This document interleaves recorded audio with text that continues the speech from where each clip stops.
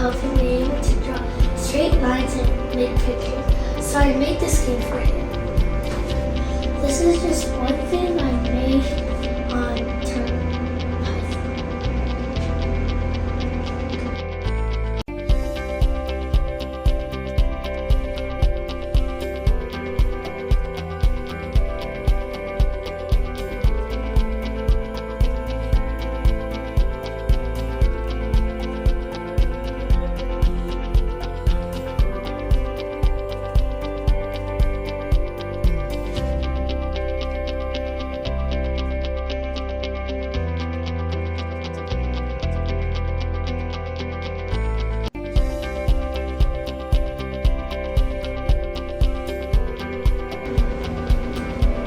My favorite part about working on this project was working with the curves and making cool shapes. I also like being able to make the shapes different colors.